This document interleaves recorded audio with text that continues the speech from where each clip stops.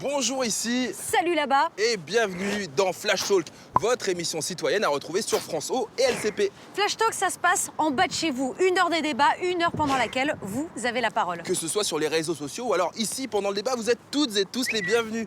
2 fois par mois, Flash Talk vous donne rendez-vous à un horaire et un lieu précis, tout simplement pour débattre des sujets qui vous tiennent à cœur. Et pour savoir où ça se passe, il vous suffit de suivre le hashtag Flash Talk. Alors juste derrière nous, il y a la maison de la radio et on va s'y rendre tout à l'heure pour parler des diplômes. Ah bah oui, les diplômes servent-ils encore à quelque chose pour trouver un premier emploi ou au contraire, faut-il se former autrement pour décrocher un job? Finalement, les diplômes, ça sert à quoi?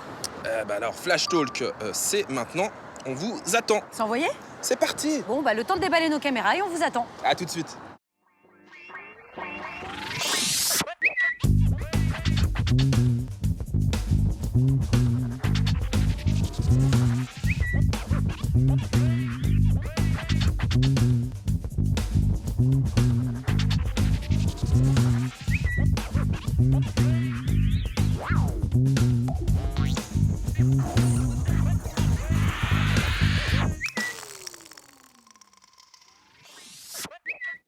Flash Talk, c'est l'émission qui vous donne la parole en live, en bas de chez vous et sur les réseaux sociaux tous les 15 jours. Un sujet, un débat en place publique.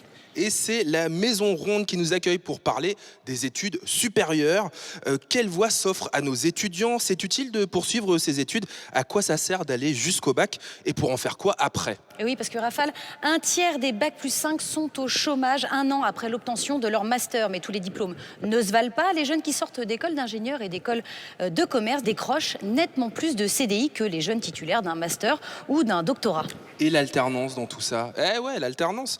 Que faire après le bac et pour quels résultats? C'est le thème de notre émission à laquelle ont accepté de participer 3 de nos invités. Exactement. William Martinet, bonjour. Vous êtes le président de l'UNEF, célèbre syndicat étudiant. Vous êtes l'auteur d'une tribune publiée dans Mediapart critiquant la baisse du budget de l'enseignement supérieur pour l'année 2015. Vous craignez un fort recul de la démocratisation des études, que la sélection soit de plus en plus la norme pour entrer à l'université. Vous craignez enfin que les facs se replient sur elles-mêmes et qu'elles ferment leurs portes aux classes les plus populaires. Un de nos autres invités, c'est Aziz Seni qui est avec nous. Bonjour Aziz Seni. Bonjour. Vous avez votre bac, bravo. Oui, il y a longtemps. Félicitations, vous avez même un BTS en transport et logistique, jusque-là un parcours classique, mais vous avez aussi passé une tête à HEC et à l'ESSEC. Vous avez écrit L'ascenseur social est en panne, j'ai pris l'escalier, et vous êtes le créateur des Business Angels des cités pour aider les jeunes entreprises de banlieue à se créer, voire à se développer. Vous allez chercher des talents moins conventionnels, on peut dire comme ça, ceux qu'on ne remarque pas forcément au premier coup d'œil, des jeunes un peu comme vous, finalement, autodidactes, créatifs et motivés, n'est-ce pas? Je me trompe pas, Aziz Seni? Non, mais il faut venir C'est sur plutôt un plateau télé pour entendre dire qu'avec un BTS, on est autodidacte. Je Et vous puis, expliquerai tout à l'heure que dans mon quartier, j'étais l'intello du quartier. Bon, je suis dans votre cas, on va dire comme ça. Et puis enfin, pour débattre avec nous, Alain Finkielkraut. Bonjour, vous êtes philosophe, essayiste et académicien. Et vous avez enseigné à la célèbre école polytechnique. Pour vous, le problème de nos étudiants aujourd'hui résulte d'un mal plus profond qui prend sa source dans l'enseignement primaire. Votre vision de l'école, de l'éducation nationale est assez sombre et vous nous expliquerez pourquoi.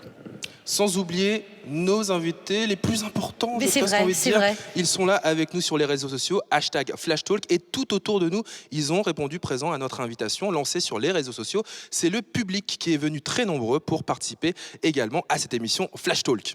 Ma chère Valérie, puisque nous sommes dans une émission qui parle des diplômes, qui parle de l'école, moi je me rappelle de ce que je faisais quand j'étais en cours de récré. Je faisais de la corde à sauter, notamment du double dutch. C'est une petite surprise que je vous réserve. Le double dutch, on va accueillir la Fédération française de double dutch sous vos applaudissements s'il vous plaît.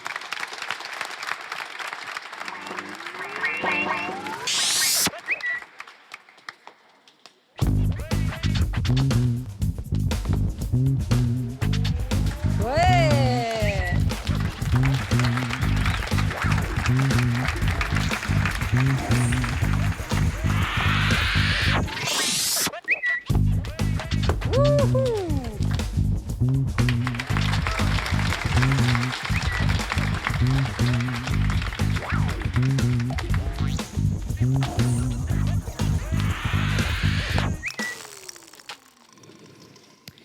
Mesdames et messieurs, s'il vous plaît, la Fédération française de double dutch.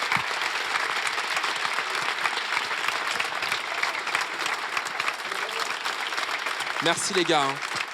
On va s'entraîner tous ensemble tout à l'heure. Allez. Alors justement, on va débattre très vite, évidemment, des diplômes. Mais juste avant, je vous propose de regarder ensemble l'état de la situation. Combien de jeunes sortis d'études supérieures sont-ils encore au chômage, peinent à trouver leur premier emploi?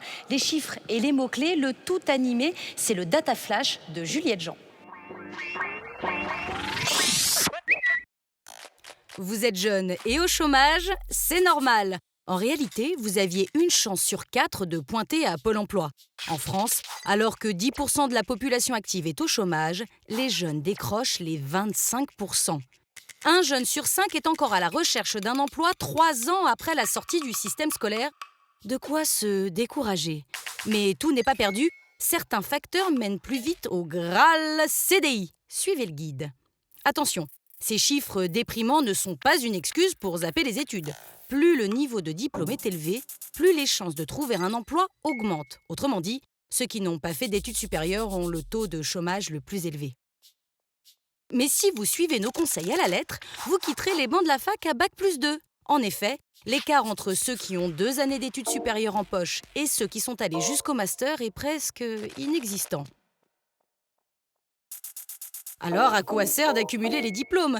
Au final, un jeune sur 3 se retrouve surqualifié pour son emploi. Les formations ne savent-elles plus préparer leurs étudiants à l'impitoyable marché du travail? Dans le match université versus grande école, qui gagne? 9 élèves sur 10 titulaires d'un master en université trouvent du travail 2 ans et demi après l'obtention de leur diplôme, quand cette même proportion d'élèves en école n'atteindra qu'1 an et demi. Enfin, dernier facteur qui finira de convaincre les universitaires invétérés, en entrant dans la vie active, les diplômés d'école déclarent toucher au minimum un salaire brut médian de 2 750 €, quand celui-ci est proche du SMIC pour les diplômés d'université.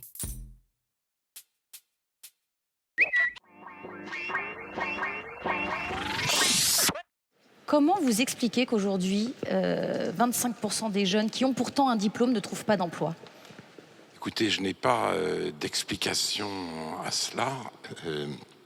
Les choses risquent de s'aggraver de toute façon. Moins l'école puis les universités seront sélectives, plus les jeunes gens auront de difficultés à trouver un emploi et plus, de manière générale, la société se méfiera des diplômes. Mais simplement, je considère que on ne peut pas, pour penser l'école, se polariser ainsi sur la seule question des débouchés.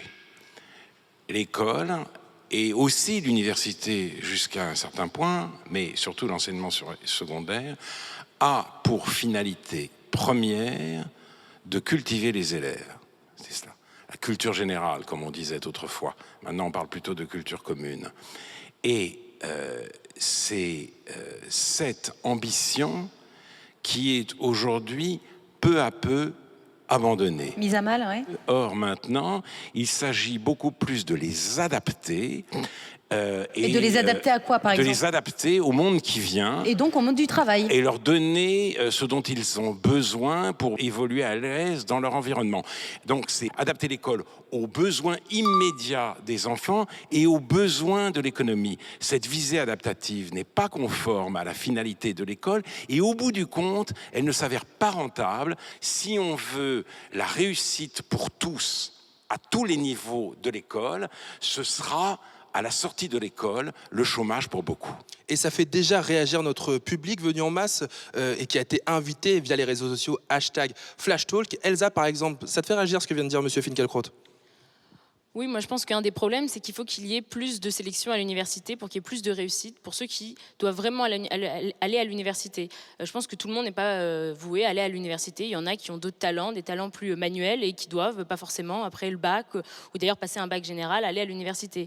Et pour que ceux qui ont leur place à l'université puissent réussir, il faut qu'il y ait davantage de sélection à l'université à l'entrée. C'est parce que toi-même, tu as été à la fac, c'est ça? je suis en première année d'économie et je pense que si l'université se mettait... T'as pas l'air contente. Hein.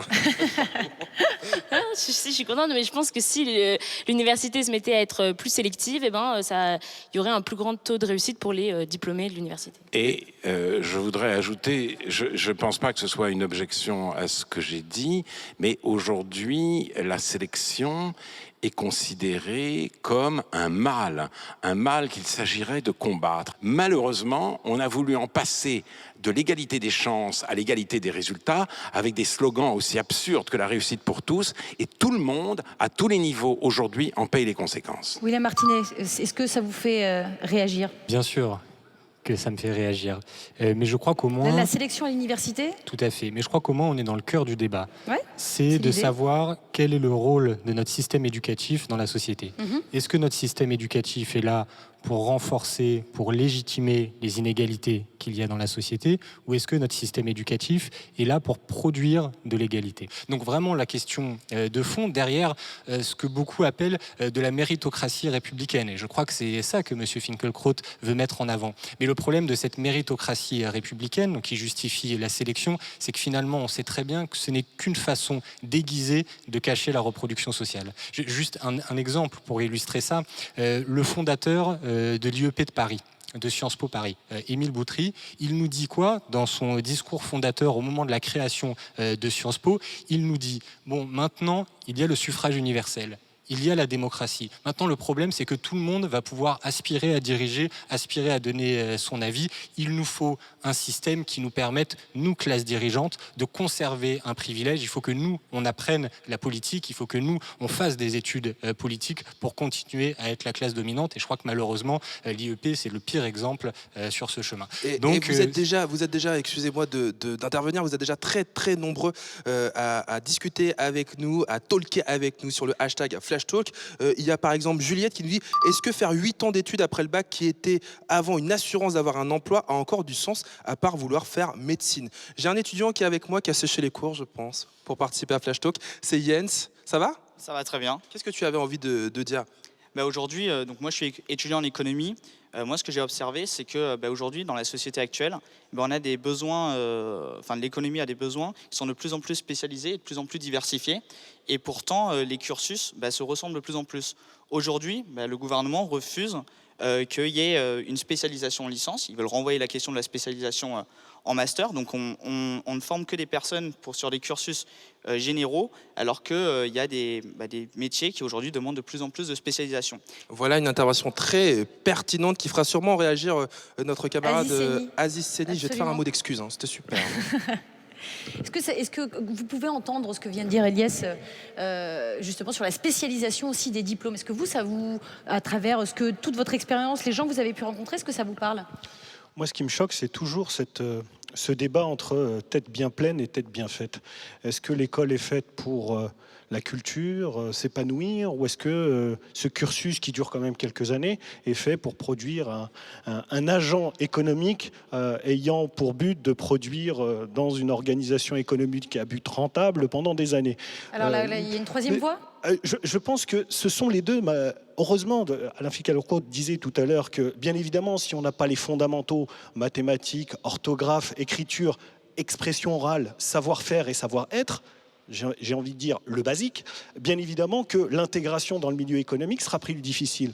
Maintenant, aujourd'hui, moi, ce que je constate, c'est qu'il y a un déficit aussi d'orientation, de prévision. On est capable de faire de la prospective. Est-ce qu'aujourd'hui, en amont, dans les lycées, on est capable de transmettre l'information aux lycéens en leur disant, dans quelques années, dans 5 ou 10 ans, c'est tel secteur qui recrutera et dans tel secteur, il n'y a pas de débouché? Est-ce que ce sont des informations qu'on donne? Parce qu'avant d'arriver à dire, il faut de la sélection ou pas sélection, j'ai envie de dire, il faut faire un petit peu de prévention en amont, informer, parce qu'il y a une responsabilité aussi du choix. De la prévention ou de la prévision? Les deux. J'ajoute un élément. Aujourd'hui, la première source de recrutement en France, c'est pas Pôle emploi, c'est pas la PEC, c'est la cooptation. Le CV qui se retrouve dans ces PME ou chez le DRH en haut de la pile parce qu'un tel connaît un tel qui connaît un tel. Donc aujourd'hui, la question qui se pose, c'est aussi cette brique réseau. Alors on a les réseaux sociaux, vous les utilisez très bien dans cette émission, mais est-ce qu'aujourd'hui, à la fac ou même au lycée, on utilise ces réseaux? Est-ce qu'on les a intégrés dans la pédagogie pour pouvoir aider ceux qui sont là et qui demain devront trouver un emploi à utiliser ces outils, parce que l'enjeu, il est vraiment là, qu'on soit issu d'un quartier ou d'un milieu rural ou bien issu du 16e Développer le arrondissement réseau. de Neuilly. Le réseau d'abord. Aziz Seni, ça tombe très très bien que vous parliez de réseau et de pôle emploi. C'est malheureusement de plus en plus vrai. La course au diplôme ne mène pas forcément à un job. Entre autodidacte et surdiplômé, comment se faire une place sur le marché du travail? Notre humoriste Dikoche se prend pour un recruteur. C'est l'œil de Dikoche. Écoutez, monsieur de France, votre profil est intéressant. Une licence, c'est bien. Mais un master, c'est beaucoup mieux. Vous comprenez? Vous savez ce que je vous propose? C'est de revenir dans 2 ans. Master en poche, et là, j'aurai un poste à vous proposer. On fait comme ça? On se revoit dans 2 ans? Allez. Suivant. Alors, monsieur de France, ce master. Ah, ben il est là, le master. Félicitations. Ah. Ça manque un peu d'expérience, par contre, monsieur de France. Je crains que ce soit un peu juste pour le poste à pourvoir. Vous savez ce que je vous propose, monsieur de France? C'est de revenir dans quelques années, avec un peu plus d'expérience. Et là, le poste sera pour vous. C'est un poste pour vous, j'en suis sûr, monsieur de France. On se revoit dans quelques années. On fait comme ça. Merci d'être passé. Suivant. Bonjour. Bonjour.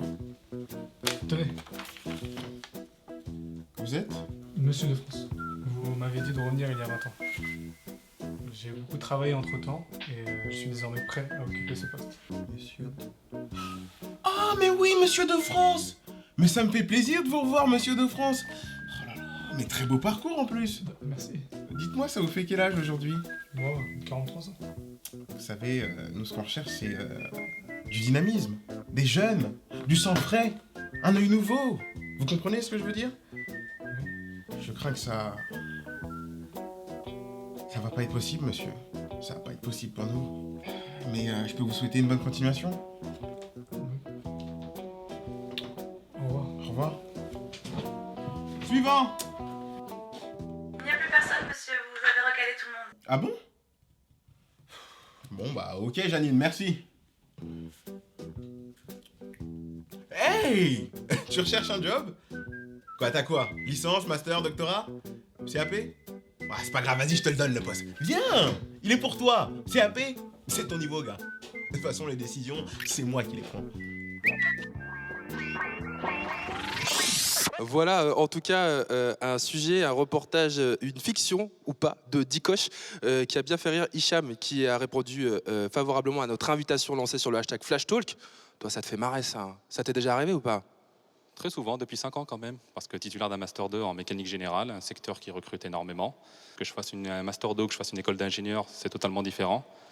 Alors que quand on épluche, on regarde le contenu, on fait quasiment la même chose en termes de formation. Donc c'est juste sur les termes. Que je vienne d'une école d'ingénieur ou d'une école de commerce ou d'une université, j'ai quand même fait un parcours, j'ai fait des études, j'ai appris des choses et qu'on peut utiliser dans tous les secteurs.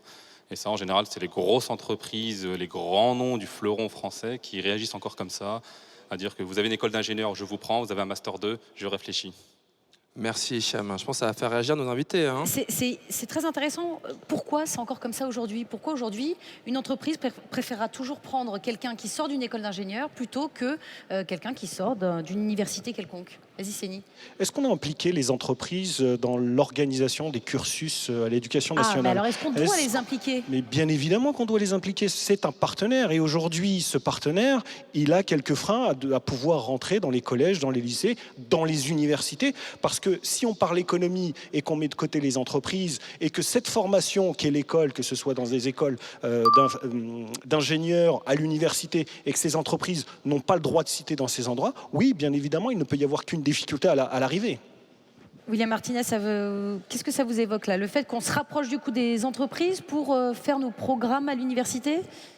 On peut se rapprocher entre université et entreprise, mais le problème, c'est que la question est toujours dans le même sens. Qu'est-ce que les universités, qu'est-ce que les étudiants peuvent faire pour les entreprises et jamais l'inverse? Par exemple, il y a une question qui n'est que très rarement posée, qui est la question de la reconnaissance des qualifications. Si une université donne une formation qui fait que le jeune est productif, et je crois que notre génération est celle qui est la mieux qualifiée, celle qui est la plus productive quand elle arrive sur le marché du travail, et donc quelle reconnaissance on donne à ces qualifications? en termes de normes d'emploi. Donc Mais- est-ce que c'est mais un de travail quelle précaire qualification on parle ou un CDI? Donc à Bac+3, à Bac+5, est-ce que l'université, elle a une obligation de reconnaître ses qualifications, je le disais, en termes d'emploi et ensuite en termes de rémunération? Et le problème, c'est qu'actuellement, la discussion, elle marche que dans un seul sens. Les entreprises expliquent il faut professionnaliser les formations, il faut que tout de suite sur le poste du travail, les jeunes soient performants dès le début, mais à elles, on ne leur pose pas la question, ces jeunes qui sont utiles, qui sont indispensables pour faire tourner l'entreprise, comment est-ce que vous reconnaissez leur formation? Alain Finkielkraut. Écoutez, Vous il avez- faut on quand rappelle, même... vous avez été professeur à Polytechnique, qui est une grande école. Oui, c'était une grande école. J'avais la chance d'enseigner à Polytechnique. J'enseignais dans un lycée technique quand j'étais plus jeune et dans des conditions qui ne sont plus celles d'aujourd'hui. Bien sûr. Il faut quand même savoir une chose, c'est que le métier de professeur aujourd'hui n'attire plus personne. Évidemment. Il y a des jeunes gens très brillants qui soit refusent de passer l'agrégation pour n'être pas professeur et qui, lorsqu'ils passent l'agrégation, essayent d'éviter à tout prix l'enseignement. C'est une situation absolument terrible. Et comment vous L'enseignement l'expliquez ? fait peur.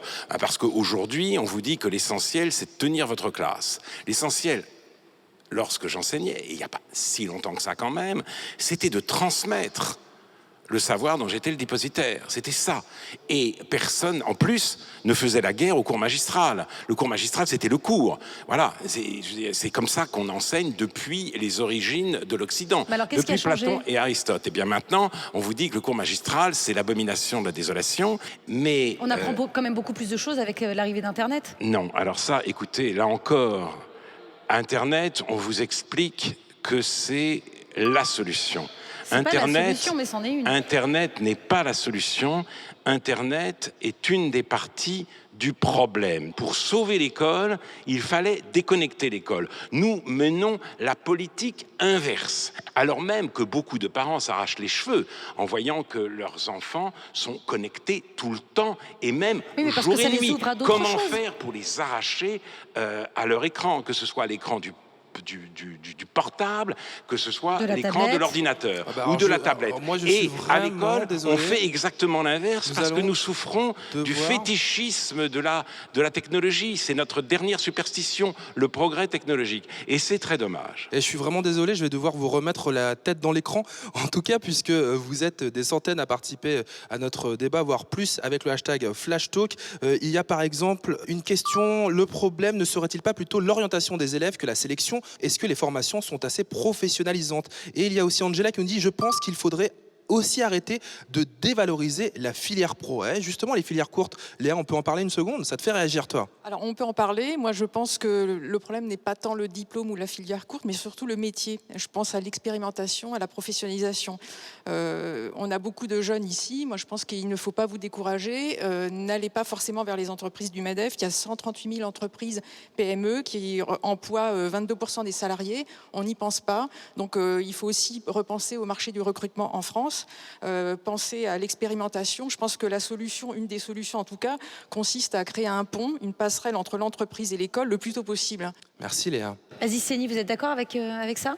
Non seulement je suis d'accord, mais ça renvoie à ce qu'on a vu tout à l'heure dans le petit reportage, c'est-à-dire que les élèves, par exemple, qui sont en alternance dans les entreprises, arrivent plus facilement à retrouver un emploi. Les Allemands sont des grands spécialistes sur le sujet de la formation en alternance. Bien évidemment, plus on rapproche de l'entreprise, plus on rencontre, d'ailleurs c'est valable dans beaucoup de monde, quand on rapproche deux sphères qui ne se connaissent pas, un certain nombre de barrières tombent et on peut se retrouver à dialoguer et à intégrer. Comment vous expliquez que les filières courtes sont généralement en France dénigrées ? Écoutez, c'est difficile de dire... Mais c'est super sympa comme discours, le travail manuel, c'est bien, etc. C'est toujours à la même France et aux mêmes gens qu'on explique qu'un CAP plomberie ou monter sur des échafaudages, c'est sympa. Non, moi, je viens de Mantes-la-Jolie. Du tout. Je vais vous expliquer une chose. Je viens de Mantes-la-Jolie. Dans mon collège, j'ai jamais vu l'ordre des avocats passer dans ma classe, venir m'expliquer que c'est super sympa. Je doute que la Fédération française du bâtiment aille dans le 16e arrondissement ou à Neuilly expliquer que la France manque de bras sur les chantiers. Tout à fait. Mon épouse est professeure. Je dis souvent que le travail manuel et les formations professionnelles seront revalorisées le jour où les professeurs des filières générales, le soir à dîner, en discutant avec leurs enfants, diront « Tu sais, fiston, c'est bien d'être menuisier. » Eh bien, Je j'attends pense cela aussi que dans avec certains impatience. cas, les filières longues peuvent être un handicap, c'est-à-dire être surdiplômé Ah bah n'est ça pas, mène n'est pas pas à un grand-chose must. non plus. Mais pensez à des filières qui recrutent. La robotique, c'est un métier d'avenir. Il y a les services à la personne, l'aéronautique, le bâtiment, l'artisanat. Bien sûr, Alain Finkielkraut. Je voudrais dire un mot, parce que ces références incessantes au 16e, au 6e, au 7e arrondissement, en parlant de reproduction sociale, on a l'air de penser qu'il suffit pour entrer dans une grande école de fournir une fiche d'état civil. C'est pas vrai. C'est pas vrai. C'est-à-dire où Mais que ça y vous contribue soyez, quand même beaucoup. certes, vous avez plus de facilité si vous venez voilà. d'une famille aisée et d'une famille d'héritiers, mais les nouvelles classes dominantes ne sont plus des héritiers, donc ça, N'empêche que c'est ça reste une classe dominante. mais en tout cas, c'est très, très, très, très difficile de passer un concours. C'est Bien sûr. extraordinairement difficile, et Non, le dis pas fait l'inverse. d'être originaire, d'être né dans une famille bourgeoise, ne vous dispense absolument pas du travail inouï, de l'effort incroyable que cela demande. Premier point. Deuxième point, vous parlez... Est-ce que c'est un effort qui se justifie?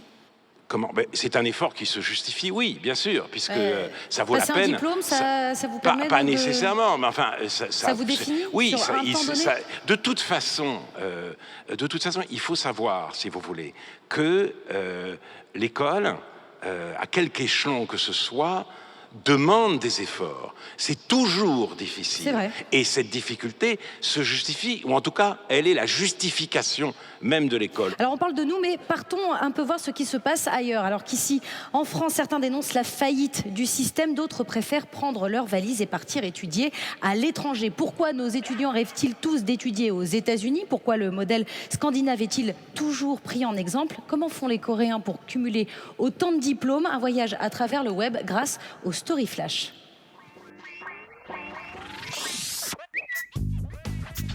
Truth be told, I never graduated from college, and this is the closest I've ever gotten to a college graduation.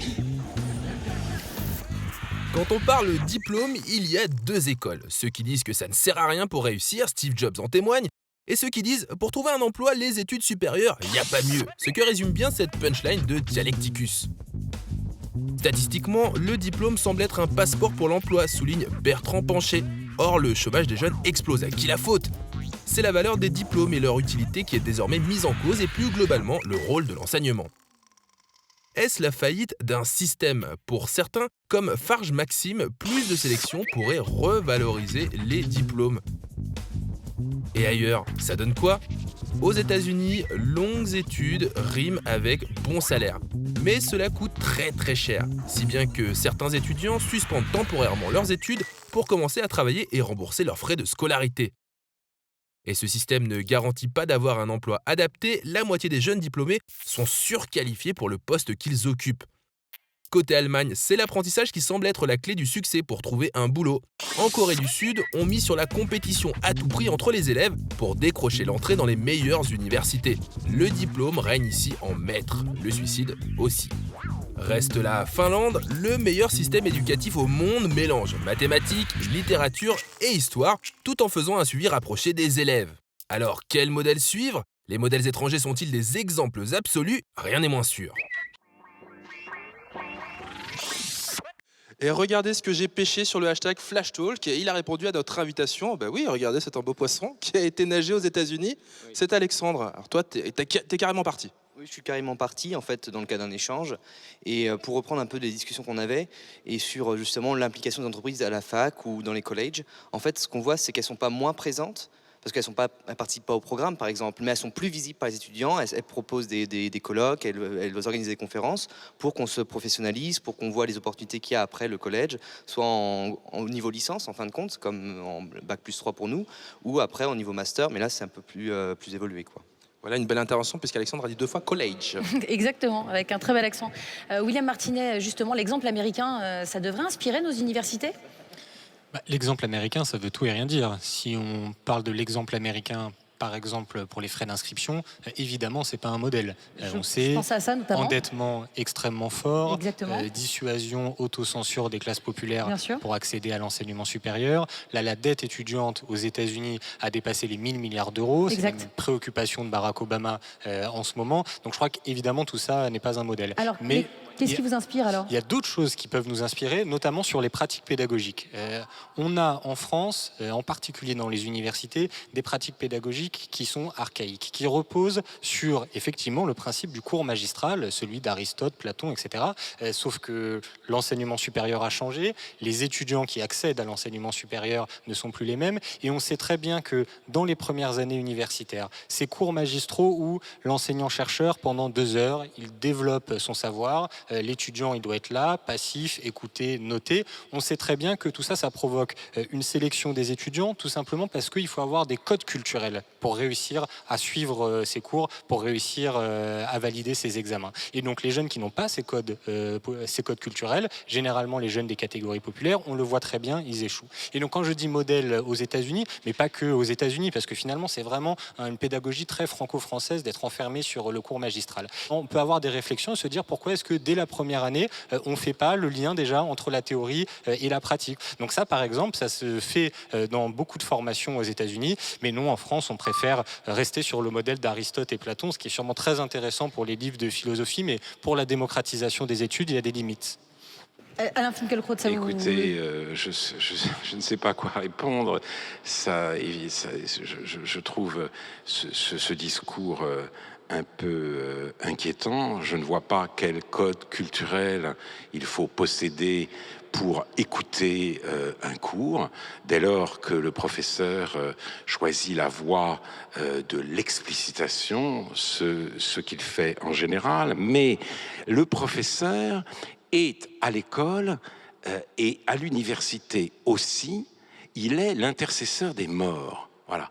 Les morts parlent aux vivants et ils le font dans l'institution scolaire. Et il est très important de rappeler à nos contemporains qu'il y a eu de l'humanité avant eux.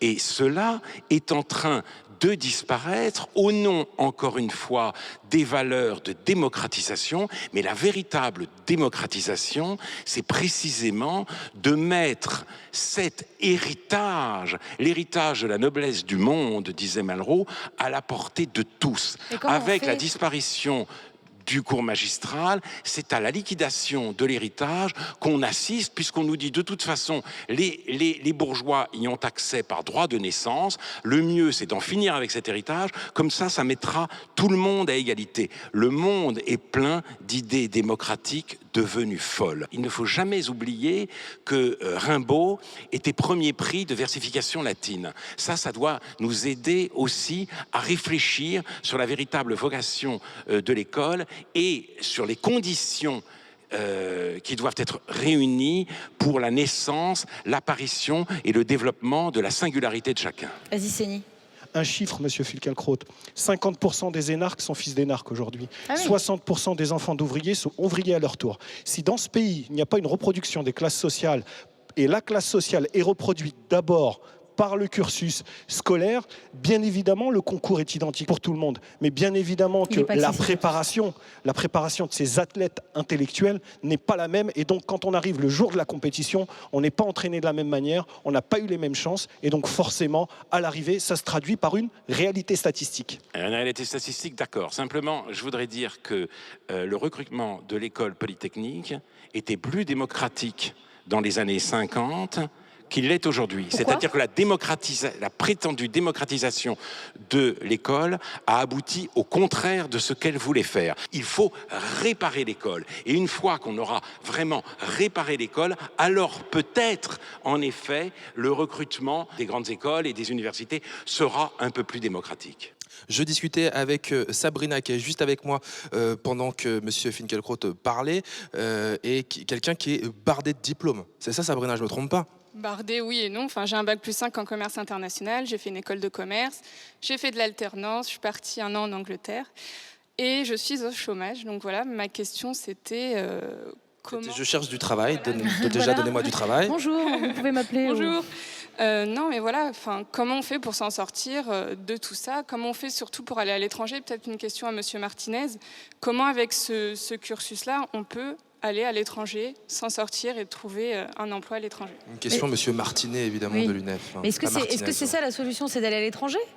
Parce que nos universités vont trop mal aujourd'hui et du coup, allons voir ailleurs ce qui se passe. Pour les jeunes qui ont des qualifications, la question c'est plutôt la succession de contrats précaires et de périodes de chômage. Je ne sais pas si ça correspond à ton Enchaîner les cas petits personnel. boulots, Voilà, c'est Ou exactement les ça. stages aussi.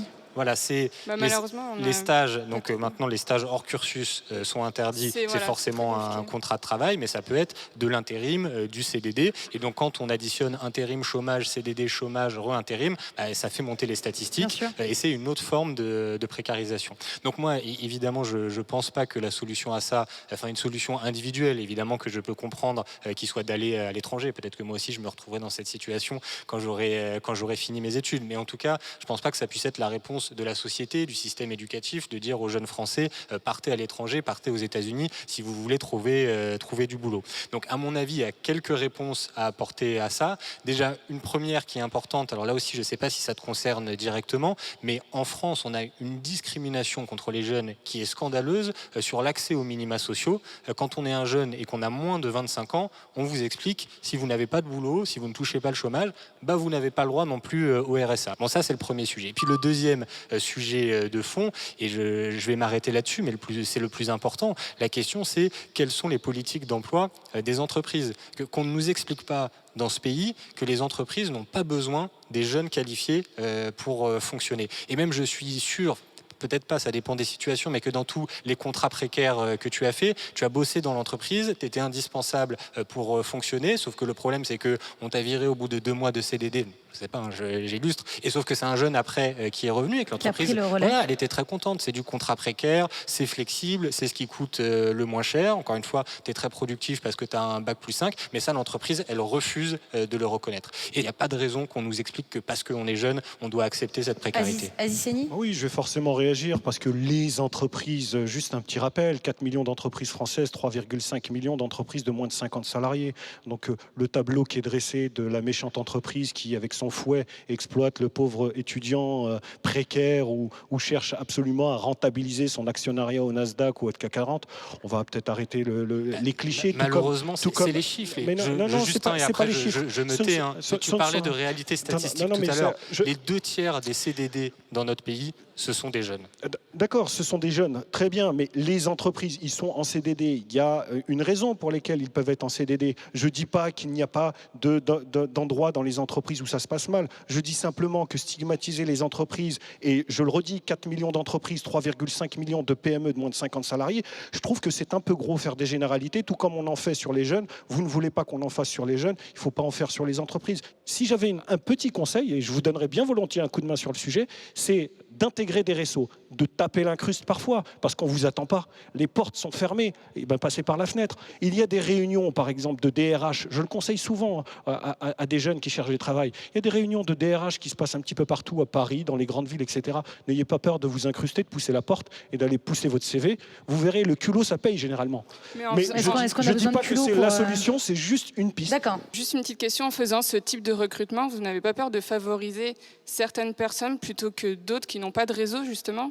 Écoutez, moi je suis chef d'entreprise. Ce que je sécurise, c'est la prestation de service et mon organisation. Donc moi, je dois aller très vite. Le temps de l'entreprise n'est pas celui de l'éducation nationale. Le temps de l'entreprise n'est pas celui de l'administration. Donc il faut que je trouve quelqu'un vite, compétent et recommandé, bien évidemment. Alors oui, c'est vrai. Seni, voilà, je te présente Sabrina. Voilà, Sabrina. J'espère que tu vas très vite Elle va laisser son l'embaucher. CV à la fin de l'émission. Hein. Sabrina, on a quasi trouvé une Je solution, promets c'est de l'aider. plutôt cool. Je promets de lui donner un coup de main. Voilà, c'est réglé. Le du réseau, il est là. Et justement, dans Flash Talk, on passe en revue tous les systèmes d'ici d'ailleurs, public, privé, formation continue, alternance. Mais il existe d'autres chemins comme celui de l'école 42, entièrement financée par fonds privés, totalement gratuite pour ces étudiants triés sur le volet. Mais attention, même le concours d'entrée dénote avec les examens jusqu'ici connus. Notre amie Valérie est allée tester pour vous l'école 42. Boulevard Bessières dans le 17e. Ce n'est pas encore la banlieue, ce n'est pas non plus la partie cossue de Paris, mais c'est ici que Nicolas Sadirac a fondé avec un certain Xavier Niel l'école 42. Bonjour Nicolas. Bonjour. Merci de nous accueillir ici à l'école 42. C'est un plaisir. Alors, vous allez m'expliquer un petit peu comment et pourquoi vous avez créé cette école? Cette école elle a été créée principalement pour répondre à un problème de pénurie de ressources humaines dans le développement et dans l'innovation dans le numérique. Donc on était en face d'une situation où on considère qu'il manque à peu près 100 000 développeurs actuellement en France. Vous vous substituez un peu à l'éducation nationale? Non, je dirais pas ça parce qu'on répond quand même à une problématique qui est une problématique spécifique, où on fait un petit volume, puisqu'on va sortir à peu près 1000 étudiants par an, alors que le système d'éducation nationale en forme plusieurs centaines de milliers. Donc c'est pas une substitution, si je voulais, c'est une sorte de patchwork, c'est une façon de résoudre un problème immédiat qui est quasi un problème de survie du secteur. Nous, on prend des gens et on forme les gens le mieux qu'on peut, c'est-à-dire qu'on les rend le plus différents possible les uns des autres. Tous différents, avec ou sans diplôme, cette école est accessible à tous, entièrement gratuite, et les profils des candidats sont parfois très éloignés du milieu informatique. Pour entrer à l'école 42, il faut tout simplement passer un examen qui dure 1 mois. Cora et Hugo pensent avoir leur chance. Ça veut dire que tu sauras à la dernière minute, le dernier jour, si t'es prise ou si t'es pas prise. T'as aucune idée là pour l'instant de ton niveau par rapport aux autres? Moi j'ai une idée de mon niveau par rapport aux exercices qu'on a fait, par rapport aux notes, puisqu'on a la liste de toutes les notes qu'on a obtenues aux exercices, aux examens et aux projets perso, aux projets de groupe. D'accord. Mais après, on sait qu'il y a beaucoup de paramètres qui rentrent en compte. Comme le fait de faire des corrections. En fait, les corrections, pour chaque journée, on doit se faire corriger 3 fois et être corrigé se faire corriger 3 fois et corriger quelqu'un 3 fois. Ça permet justement de soit expliquer ce qu'on a réussi à faire et que quelqu'un n'a pas réussi à faire, ou alors si la personne a réussi à bien avancer dans les exercices et qu'on n'en a pas rendu, elle nous explique comment elle a fait. C'est qu'il n'y a pas de prof? Non, il n'y a pas de prof. Mais donc, moi je sais pas ce que c'est que de ne pas avoir de prof. Oui, c'est vrai que c'est assez surprenant, mais en fait on s'habitue assez vite. Des méthodes d'apprentissage nouvelles, pas de cours, pas de profs, mais des encadrants pédagogiques qui élaborent des exercices et contrôlent la progression des candidats depuis le bocal de l'école. David, bonjour. Bonjour. T'es quoi ici, puisque t'es pas un prof? Je suis responsable pédagogique. C'est-à-dire? Alors je suis ce qui se rapproche le plus d'un prof en pratique. La grosse différence, c'est que je vais pas avoir un amphi avec un cours magistral et plein d'étudiants qui m'écoutent. Au contraire, ici, moi, je vais être responsable de créer les contenus que les étudiants vont utiliser pour pouvoir travailler. Il n'y a pas une véritable relation étudiant-professeur, il n'y a pas cette gêne ou cette espèce de mur de verre qui va gêner un petit peu. Ici, on se parle normalement, on discute, quand ils ont des questions, on en parle. C'est plus de l'accompagnement que de l'enseignement en pratique. Ça revient un petit peu au vieil adage de donner un poisson à un homme et il mangera une journée, prenez-lui à pêcher, il mangera toute sa vie. C'est le principe ici, au lieu d'expliquer directement à l'étudiant comment est-ce qu'on résout le problème, on laisse réfléchir sur le problème jusqu'à ce qu'il finisse par trouver lui-même. Après 1 mois d'épreuves ininterrompues, il n'en restera que 800. 800 étudiants sélectionnés et recrutés pour intégrer la formation 42. Ils en sortiront dans 3 ans ou plus, sans diplôme officiel, mais avec la conviction d'avoir participé à une expérience hors norme.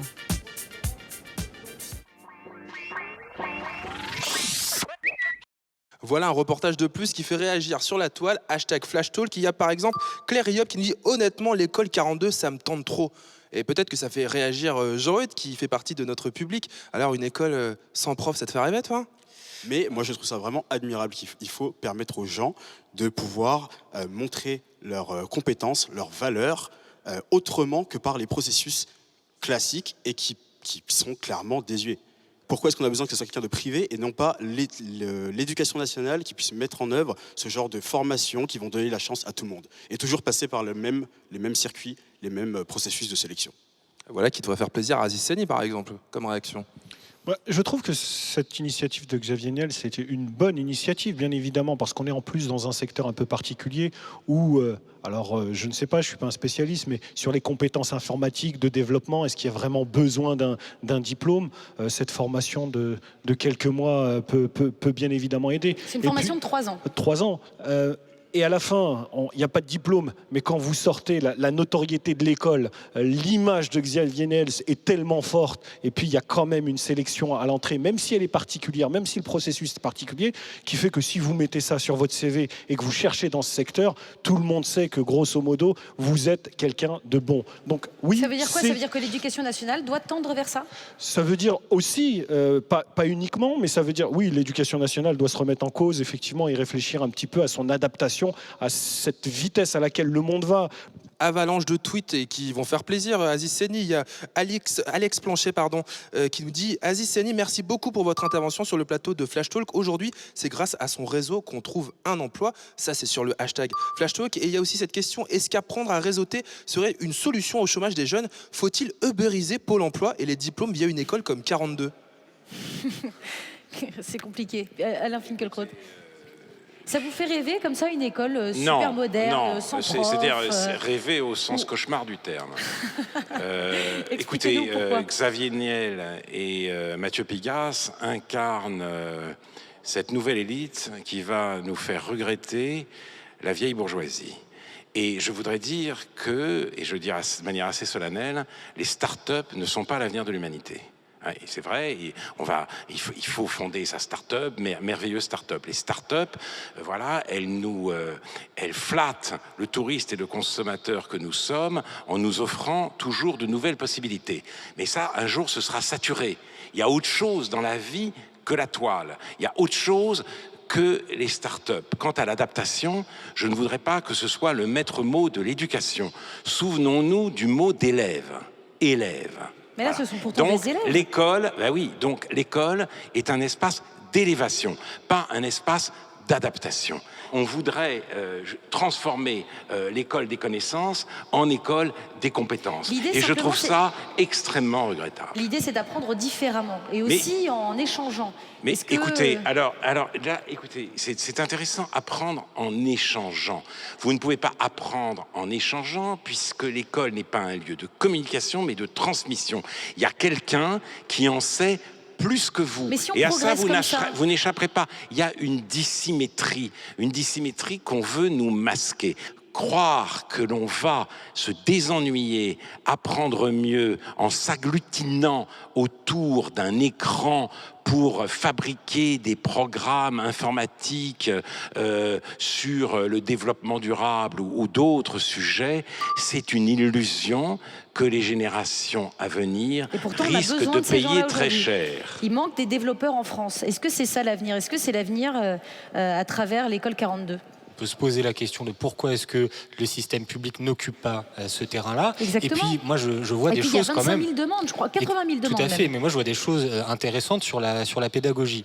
Je pense que quand on dit, et même que quand dans l'école ils expliquent qu'il n'y a pas d'enseignants, bon, c'est un petit peu un abus de langage. On le voit bien qu'il y a en tout cas des référents pédagogiques. Exactement. Mais c'est juste que effectivement leur rôle est un petit peu différent. La méthode est différente. Et donc oui, alors là je comprends que Monsieur Finkielkraut s'arrache les cheveux. Par exemple, dans cette école il n'y a pas de notes. Alors comment on va faire sans notes pour expliquer qui est mauvais et qui est bon? Si on n'a pas de notes et que c'est pas arithmétique, comment on va pouvoir classer les gens en lui disant toi t'es 2e, toi t'es 10e, toi t'es 15e, est-ce que t'as bien compris que t'étais le dernier et l'avant-dernier, est-ce que t'as peur là, est-ce que ça va t'aider à bosser un petit peu plus de l'école 42 sur le hashtag Flash Talk? Il y a par exemple Raph De Andréis qui dit sur l'école 42, pas de prof, pas de notes, 900 élèves et non pas 60 ou 80 000 comme vous disiez, mais 100 000 demandes. Et il y a Adeline aussi qui nous dit entrer et sortir de l'école 42 aura donc une bonne réputation. On aura donc une bonne réputation grâce à Monsieur Niel. L'école nationale et publique n'est donc pas assez glamour pour les grandes entreprises. C'est une vraie question. Notre camarade aussi, ça t'a fait réagir ce qu'on a dit sur le plateau? Oui, tout à fait. C'est quoi ton prénom, pardon? Livier. Lorsque M. Finkielkraut dit qu'il ne faut pas de communication élève-prof, comment peut-on alors espérer que les élèves réussissent? Comment peut-on répondre à leurs difficultés? Comment est-ce que les personnes qui viennent donc de classes moins favorisées peuvent réussir dans un système qui ne leur correspond pas? Est-ce qu'il ne faudrait pas que la pédagogie, justement, s'inspire de certaines innovations pour que les étudiants réussissent mieux? Alain Finkielkraut. J'ai dit simplement que le paradigme de la communication ne devrait pas se substituer à celui de la transmission. L'école est fondée, c'est une institution qui est fondée sur une dissymétrie. Et cette dissymétrie ne doit pas être niée. Si des méthodes pédagogiques la nient, comme elles le font, alors ça se traduit par un véritable désastre et il faut s'en tenir aux méthodes pédagogiques qui prennent acte de cette dissymétrie fondamentale.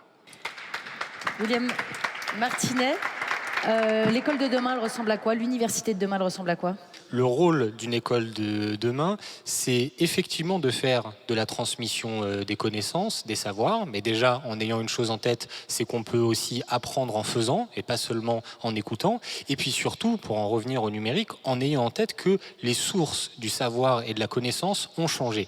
Et ça, je comprends que c'est parfois un petit peu déstabilisant pour les intellectuels en général, notamment pour les enseignants. Ils sont dans leur classe, ils sont devant des élèves et là, ils se rendent compte d'une chose, finalement, mon Dieu, il n'y a plus seulement eux qui ont du savoir. Le savoir, moi, évidemment, il est dans les livres, tout, et il est avec le numérique, notamment sur Internet. Et ça, parfois, ça crée des réactions de crispation, de repli, qui, je pense, sont contre-productives. Et voilà une dernière intervention que nous partageons avec vous grâce au hashtag FlashTalk, le hashtag que vous utilisez actuellement pour converser avec nous, réagir à cette thématique, à ce débat, mais aussi pour écouter ce que nous dit Firas, qui est arrivé grâce au hashtag FlashTalk, qui nous raconte une belle histoire.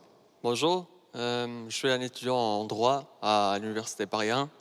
Alors, comme je suis passionné par la politique, le débat m'a rappelé un exemple de la classe politique française. Manuel Valls, qui n'a qu'une licence en histoire, mais qui a su décrocher un bon boulot, qui est celui de Premier ministre. Je me rappelle que François Hollande a justifié son choix de Valls en disant qu'il a intégré l'école de la vie. Et l'école de la vie, elle est autant essentielle que le nombre des diplômes qu'on a obtenus. Tout ça pour nous dire que bientôt Firas deviendra Premier ministre de la France. Voilà, c'est ça. Vous pouvez l'applaudir, Firas, s'il vous plaît. Un petit mot pour conclure peut-être, Aziz Seni. J'avais envie de dire quelque chose sur Manuel Valls.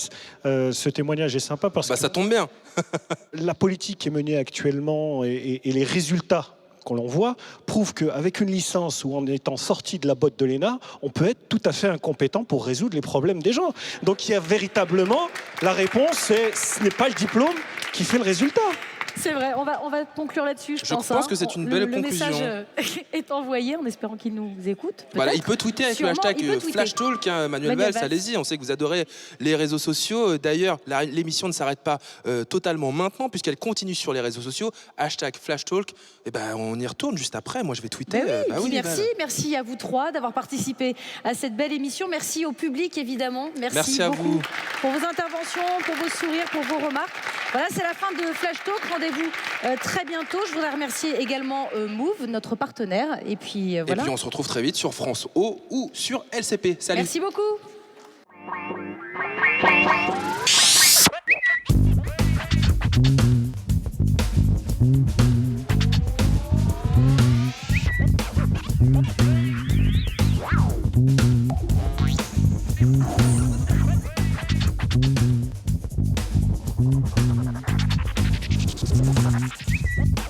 Thank you.